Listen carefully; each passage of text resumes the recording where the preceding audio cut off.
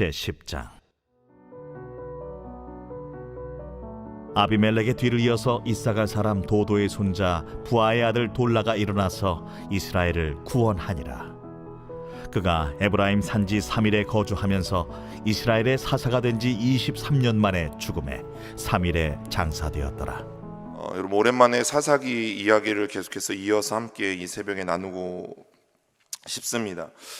여러분, 사사기를 나누면서 제가 한 번 정도 했던 말인데 여러분 기억하시는지 모르겠습니다. 사사들 가운데 그 이야기의 분량이 적다고 해서 결코 이 사람이 작은 사사가 아니고 또 크게 쓰임받지 못한 사람이 아니라고 했던 말입니다.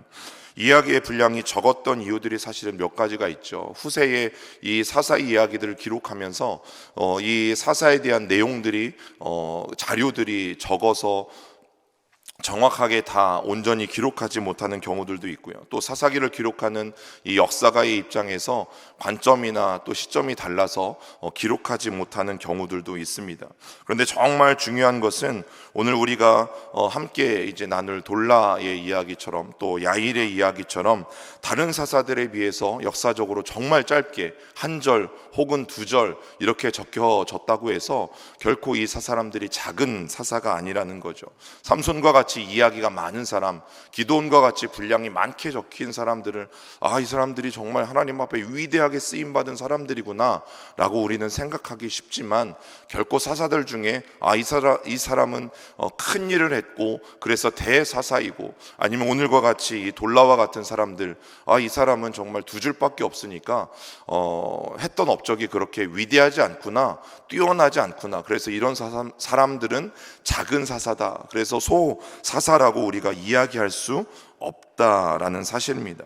우리가 이런 편견들을 가지고 성경을 대하다 보면 교회 안에서 우리가 감당하게 된 수많은 일도 저 사람의 일은, 아니면 내 일은 굉장히 크고 중요한 일, 아니면 저 다른 사람이 섬기는 그런 일들은 굉장히 작은 일, 보잘것없는 일, 이런 일들로 치부할 수 있다라는 것입니다. 여러분, 성경에는 결코 큰 일, 작은 일이 없습니다. 하나님 앞에는 영광된 일, 영광되지 않은 일이 있을 뿐이지 여러분, 하나님 앞에 큰 일, 하나님 앞에 작은 일은 없습니다. 우리에게 주어진 직분이 무엇이든, 우리에게 주어진 하나님의 사명이 무엇이든 그 사명을 충성되이 감당하느냐 그렇지 않느냐가 중요한 것이지, 하나님 앞에 저것은 큰 일, 작은 일, 하나님 앞에 저 사람은 큰 사람, 작은 사람 존재하지 않는다라는 것이죠. 오늘 돌라와 야일은 어떤 면에서 보면 우리가 그 앞전에 9장에서 보았던 아비멜렉의 이야기, 그리고 이제 뒷장에 11장에 나오게 될 또 다른 사사인 입다의 이야기를 연결해주는 연결고리 역할을 하는 사람이 오늘 돌라와 야일과 같은 사람입니다. 그리고 조금 더 멀리 가면 사사기 뒤에는 어떤 성경이 있습니까? 룻기라는 성경이 등장하게 되어지는데 이 룻기까지 연결시켜주는 연결고리를 하고 있는 사람이 오늘 돌라라는 사람입니다. 우리가 함께 보았던 오늘 10장 1절에 보면, 우리 한 번만 더 10장 1절 읽어보겠습니다. 아비멜렉의 뒤를 이어서 이사갈 사람 도도의 손자 루아의 아들 돌라가 일어나서 이스라엘을 구원하니라. 그가 에브라임 산지 3일에 거주하면서 라고 말하고 있습니다. 여러분, 성경에 대해서 돌라의 어떤 업적들보다는 오늘 돌라가 어디에 살고 있는지, 그리고 어느 지파 사람인지를 성경은 기록해 놓고 있습니다. 그는 이사갈 지파의 사람이라고 이야기하고 있습니다. 그런데 여러분 아시는 것처럼 이스라엘 백성들이 가나안 땅에 들어가서 땅을 분배받았을 때는 지파별로 모여 살게 되어지는 것이죠. 그래서 유다 지파는 유다 지파의 땅인 유다 산지에 거주를 하게 되어지고, 에브라임 사람들은 에브라임 지파가 차지한 땅에 거주하게 되어지는데, 오늘 성경은 뭐라고 말합니까? 이사갈 지파 사람이 어디에 거주합니까? 에브라임 산간 지방에 거주하고 있다라고 말합니다. 여러분, 에브라임 산간 지방이라는 것은 이 성경에서 보면 예루살렘을 중심으로 예루살렘 살짝 왼쪽에, 유다 산지 살짝 왼쪽에 이 에브라임 지파의 땅이 분배받은 땅이 존재하게 되어지죠. 그리고 이 에브라임과 유다 사이에는 베냐민 지파가 있어서 이 베냐민 지파가 이 두 지파 사이에 완충되는 역할을 해요. 왜냐하면 12지파 중에 가장 강성한 지파가 유다 지파였고, 그리고 한쪽은 에브라임 지파였기 때문에 이 두 지파 사이에서 힘겨루기가 굉장히 심할 때에 이 두 지파 사이에 껴서 완충 역할을 해줬던 지파가 베냐민 지파라는 지파가 등장을 하게 되어집니다. 그런데 오늘 성경에 보니까 이 이사갈 지파 사람이 어디에 거하고 있냐면 에브라임 사람의 땅에 거하고 있다라는 사실입니다. 여러분, 단순히 충남 논산에 살던 윤석종이라는 사람이 집을 팔고 다 팔아서 대전으로 이사 와서 사는 것 같은 그런 느낌, 충남 부여에서 사시던 분이 다 팔고 대전에 와서 사는 느낌, 우리가 그런 느낌으로 오늘 이 이야기를 보면 전혀 다르게 성경에 접근을 하게 되어지고요. 그런데 고대 이스라엘뿐만 아니라 어느 나라에서도 이사하기가 쉽지 않았던 시대가 바로 이 시대라는 사실을 우리는 분명히 기억해야만 합니다. 특히나 이스라엘은 더 그랬어요. 그리고 땅은 어떤 개인이 함부로 차지할 수 없었습니다. 개인이 함부로 자기의 명의로 된 땅을 소유할 수 없게 되었던 것이 이 성경 시대의 특징이었죠. 여러분, 땅은 하나님의 것이었어요. 그래서 만약에 누군가가 그 땅을 차지해서 살고 있다 할지라도 성경에는 50년마다 희년이라는 제도가 있죠. 이 희년이라는 제도가 되어지면 50년 만에 한 번씩 다시 그 땅은 어떤 누구의 소유도 아니고 그 소유 없는 것으로 다시 돌아가게 되어져요. 그리고 심지어 노예나 종이 있으면 어떻게 되어집니까? 그들도 그 모든 제도 가운데서 노임을 받고 자유인의 신분이 되어지는 것이죠. 그래서 특별하게 개인이 땅을 소유할 수도 없고요. 또 그 땅을 개인이 살 수도 없고요. 자기가 지금 살고 있다고 해서 그 땅을 누군가에게 팔 수도 없고, 즉 한 사람이 그것을 재산으로 삼아서 그 땅을 독과점할 수 없는 시대가 성경 시대였다라는 것이죠. 여러분, 지금의 이 시대와는 전혀 다른 시대를 이 사람들은 살아가고 있었습니다. 때로는 경제적으로 정말 궁핍해서 어쩔 수 없이 땅을 파는 경우가 있기도 했지만 그 땅을 팔아도 결국에는 50년이 지나면 그 땅은 내 소유가 되어지지 않는다라는 것입니다. 그것이 바로 성경시대의 하나님의 말씀이었어요. 그러니 일시적으로 토지의 어떤 소유권이 다른 사람들에게 넘어갈 수 있다 할지라도 다시 돌려받을 수 있기 때문에 다른 지역으로 영원히 이주할 수 없는 구조, 그 구조를 살아갔던 사람들이 오늘 이 사사시대 사람들이었습니다. 만약 그것이 온전하게 잘 지켜진다면, 이스라엘 사람들이 그래, 내가 이 땅을 지금 차지하고 있어도 내년이 되면 50년이 되는데 그러면 내년에는 내가 이 땅을 내 땅이라고 권리를 주장할 수 없게 되어지는 것이죠.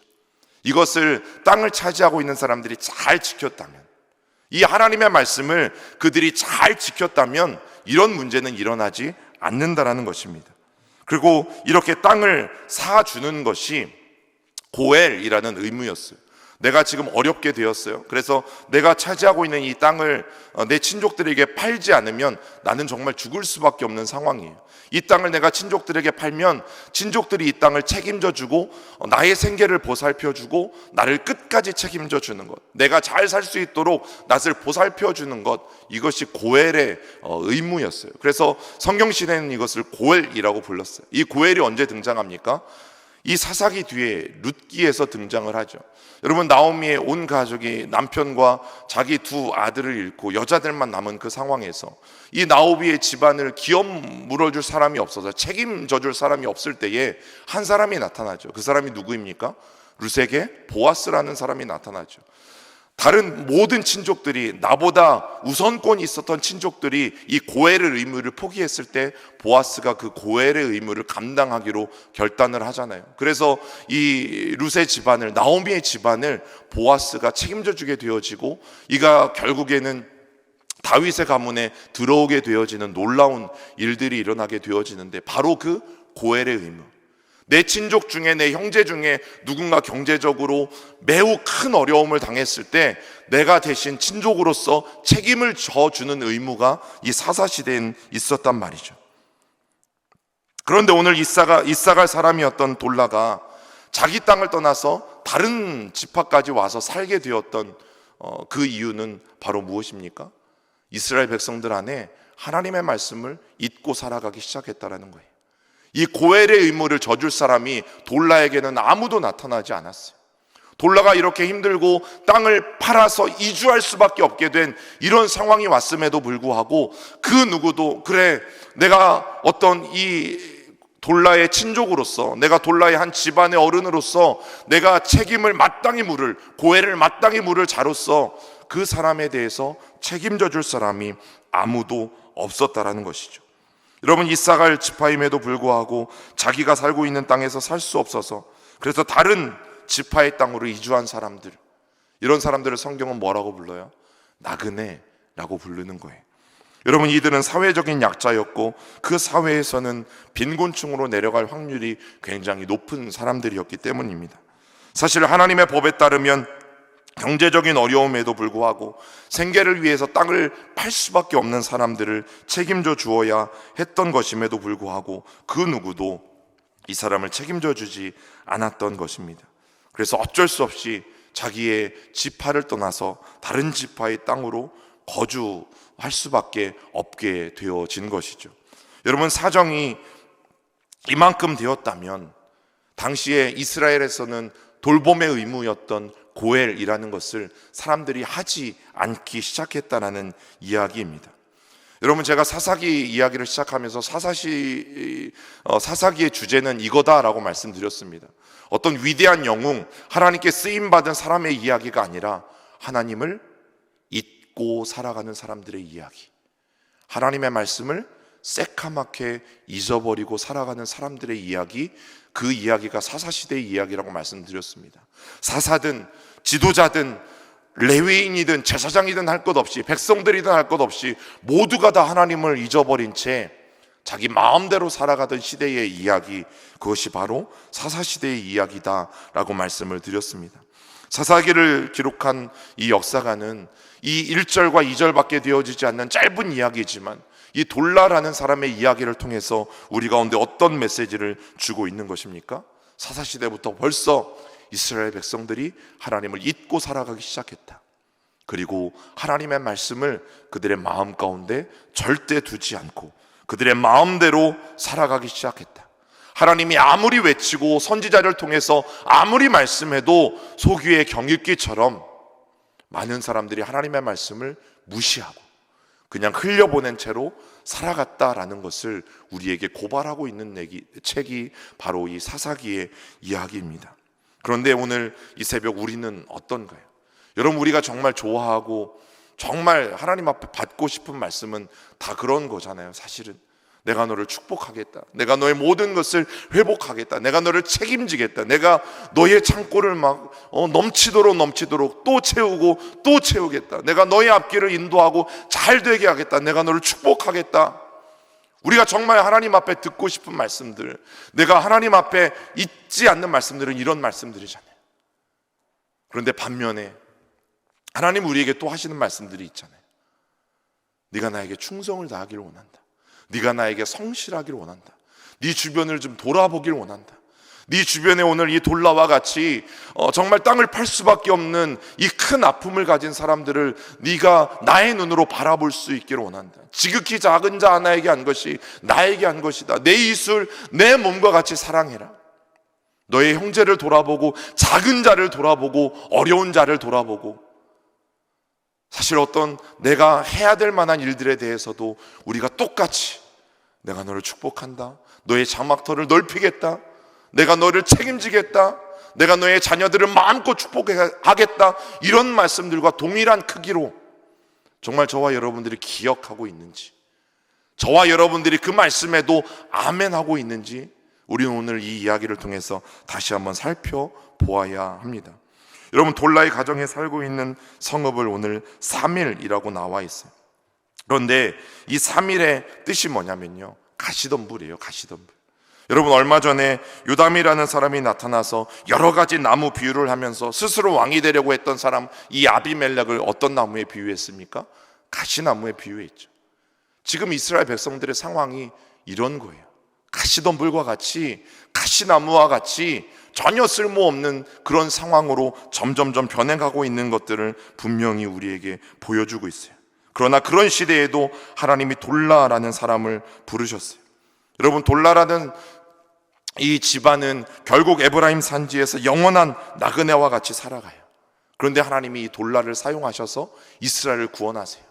돌라 이름의 뜻이 무엇인 줄 아십니까? 벌레입니다. 벌레. 당시에 옷감을 염색하는, 자주색으로 옷감을 염색할 때에는 이 벌레를 잡아서 그 벌레를 통해서 염색을 하게 되어지는데, 바로 그 자주색 염료를 만드는 벌레의 이름이 돌라예요. 하나님은 참 재밌어요. 이런 벌레 같은 사람을 들어서 하나님의 역사를 이루는데 사용하고 계시기 때문이죠. 여러분, 하나님 앞에 우리가 쓰임 받는 것, 또 하나님 앞에 우리가 하나님의 역사에 동참하는 것, 이렇게 나그네와 같은 사람 돌라인데, 그리고 권력이 없는, 정치적인 어떤 것도 없는 사람 돌라인데, 하나님은 이 돌라를 사용해서 하나님의 귀한 역사를 이루어가고 계세요. 하나님께서는 권력자들의 가시덤불과 같은 그런 고통 속에 있는 이 백성들을 구원하기 위해서 벌레와 같은 돌라를 사용하신다는 이 말씀이 1절과 2절의 말씀이에요. 우리는 다 이해할 수 없죠. 하나님이 왜 저런 사람을 사용하시는지. 그러나 이것이 하나님이 일하시는 방법입니다.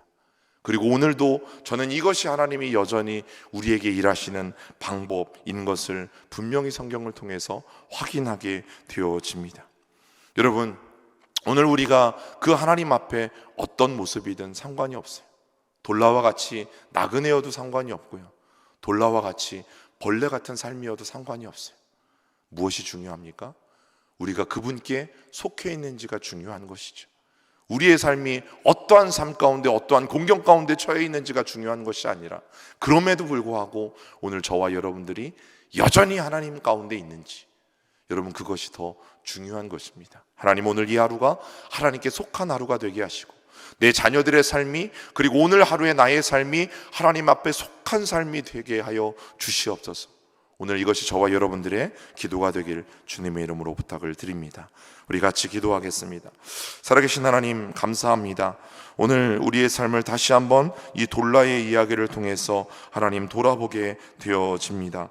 하나님, 그의 인생이 남들이 보기에 부유한 인생이 아니었고, 풍족한 인생이 아니었고, 축복받는 인생이 아니었습니다. 그는 자신의 지파의 땅을 떠나 어쩔 수 없이 나그네의 삶을 살 수밖에 없었고, 그리고 그는 권력도 없었고 아무것도 없었고, 그의 이름이 알려주는 것처럼 그는 어쩌면 벌레와 같은 인생이었습니다. 그러나 그렇게 비참해 보이는 인생 가운데에도 오늘 찾아와 주신 하나님, 오늘 이 새벽 하나님 앞에 겸손하게 무릎을 꿇고 오늘 오직 하나님의 도움만을 구하며, 하나님, 나에게 오셔서 내가 하나님께 속한 자가 되길 원합니다. 하나님, 우리 자녀들의 삶이 하나님께 속한 삶이 되길 원합니다. 내가 오늘 하루 살아가는 이 삶이, 내가 하나님 해야 되는 모든 일들이 하나님께 속한 것이 되길 원합니다. 오늘 주님 앞에 이렇게 겸손히 무릎 꿇은 하나님의 백성들을 기억하여 주시고, 하나님, 우리의 삶이 어떠한 삶이 되어질지언정 하나님 그분께 속해 있는 삶이 될 수 있도록 오늘 이 하루 우리를 품어 주시옵소서. 예수님의 이름으로 기도드립니다. 아멘.